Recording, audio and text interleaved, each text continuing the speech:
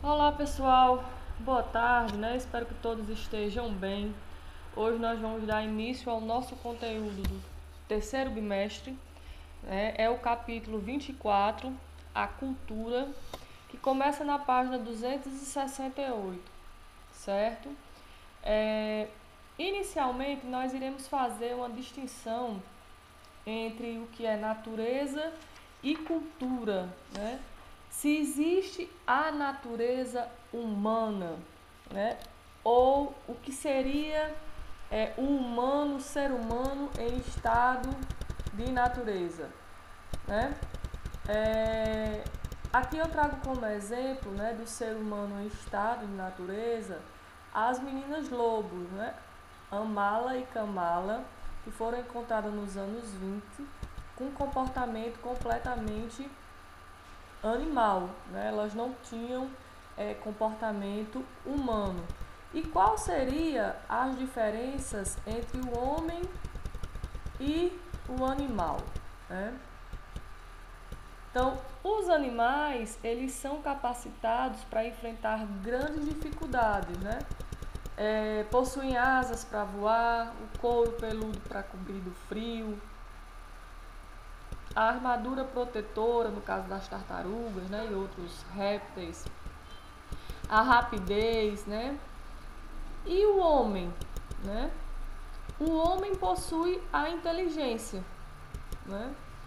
Pelo controle do fogo e a habilidade de fazer roupas e casa, o homem pôde viver desde os polos da Terra até o Equador, né? Ser mais rápido através da construção dos trens-balas, né? Voar mais alto através dos aviões e foguetes, enxergar mais longe através dos telescópios, derrubar qualquer animal, como aí nós estamos vendo através das armas de fogo, né? Então a compensação do ser humano por ter pobres dotes corporais foi o cérebro, né? Um cérebro grande e complexo que permite desenvolver a sua cultura, né? E o que seria a cultura? O único animal capaz de ter cultura é o ser humano, né? A cultura é uma criação humana, certo? Então, muito se discute se existiria essa ideia de natureza humana, né? Agir apenas por instinto, né? A natureza humana estaria e a natureza dos outros animais seria algo instintivo, né? A ação instintiva que é regida por leis biológicas e hereditárias, né? Ou seja, vai passando de pai para filho, né? E essas ações instintivas elas seriam idênticas na espécie e invariável de indivíduo para indivíduo. Então, quando nós observamos alguns animais, nós começamos a perceber que eles repetem as mesmas ações, né? Diferente do ser humano, que quando nós vamos observar o ser humano em sociedade, muitas vezes nós construímos, né, nós saímos dessa barreira dos instintos e passamos a construir novos comportamentos. Então, os atos instintivos são atos, né, que não têm história, não se renovam, são os mesmos sempre. E aí eles só passam por evolução, né, só ocorre a evolução se houver a evolução das espécies ou mutação genética, certo? Então, os animais, fora o ser humano, né, ignoram a finalidade da própria ação. Já o ato humano, ele passa a ser um ato voluntário. Os atos dos outros animais são atos involuntários, eles agem dessa maneira instintivamente, né? Eles não refletem se devem agir assim ou não. E aí está o grande diferencial entre o ser humano e os outros animais, né? A capacidade de reflexão e ser consciente da finalidade do seu ato. Né? O ato humano, ele sempre tem uma finalidade e o ser humano sempre, né, quase sempre é capaz de ser consciente dessa finalidade, dessa sua ação.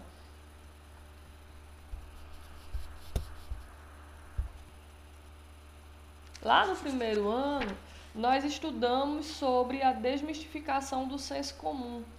A ideia de podermos refletirmos sobre as ações que outros indivíduos apenas repetem e repetem sem um maior questionamento, sem uma maior reflexão. E aí a filosofia vem para nos ajudar justamente a sair desse senso comum, a deixar de repetir essas ações só por repetir e começar a refletir sobre elas, né?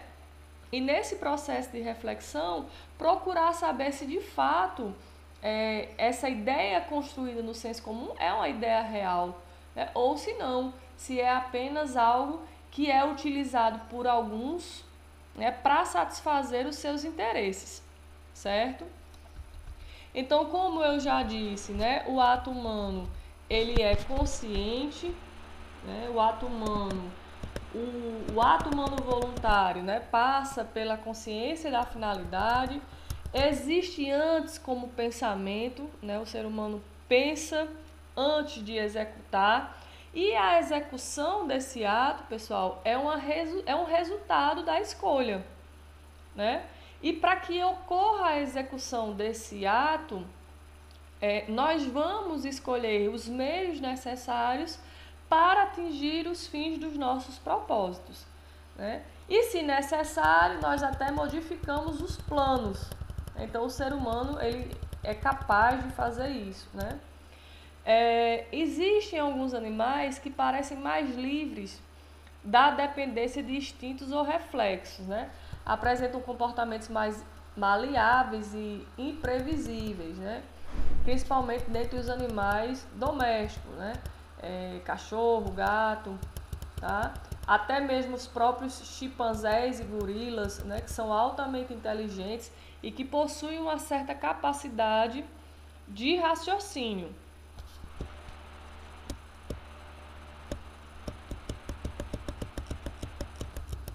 No entanto, o animal ele não é capaz de inventar, de aperfeiçoar ou de conservar um instrumento para o uso próprio, né?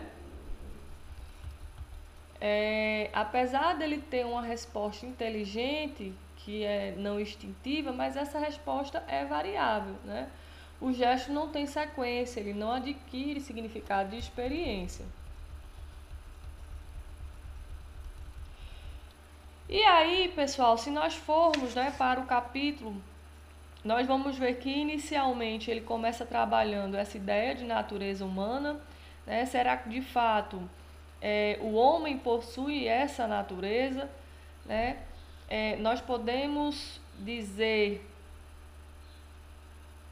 que há algo universal e necessário, né? Que essa causa universal e necessário seria essa a natureza humana, e assim como é da natureza dos corpos serem governados por leis naturais, né, também seria por natureza que os seres humanos sentem, pensam e agem de determinada maneira, né, e assim por isso haveria uma natureza humana, e ele começa a fazer esse questionamento.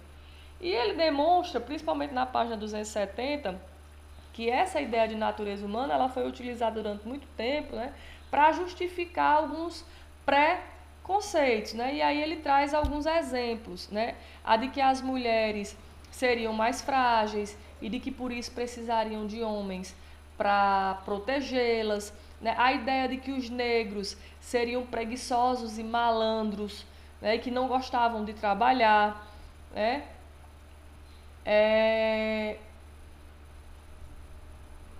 E muitas outras ideias, né, que foram construídas e embasadas nesta ideia de natureza, né? E então, a natureza, essa ideia de natureza, muitas vezes foi utilizada, né, como afirmação de alguns comportamentos e valores e ações, né, dos seres humanos que pressupõe a existência dessa natureza imutável. Então, mesmo na atualidade, este é um argumento muito atualizado, muito utilizado na atualidade, né?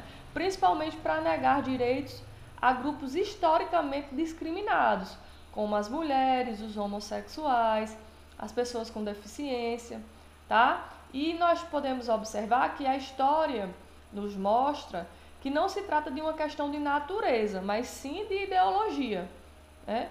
E aí basta a gente pensar na Europa absolutista, né, onde os nobres se consideravam naturalmente detentores de privilégios, ok?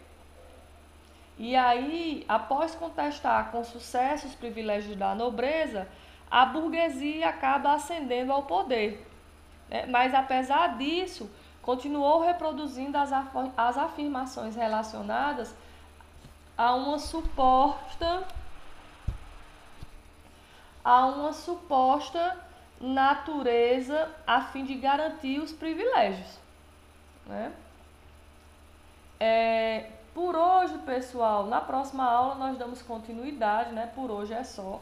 Eu vou pedir que vocês façam a leitura da página 269 até a 270, tá? E aí na próxima aula a gente dá continuidade ao capítulo onde nós vamos começar a trabalhar natureza versus cultura, trazendo essa ideia que nós estamos vendo aí do trabalho do ser humano, né? O animal, ele não trabalha, o animal, ele não produz, né? O único animal que é capaz de produzir o trabalho é o ser humano. Mas na próxima aula nós damos continuidade. Até mais e tenham todos um bom dia.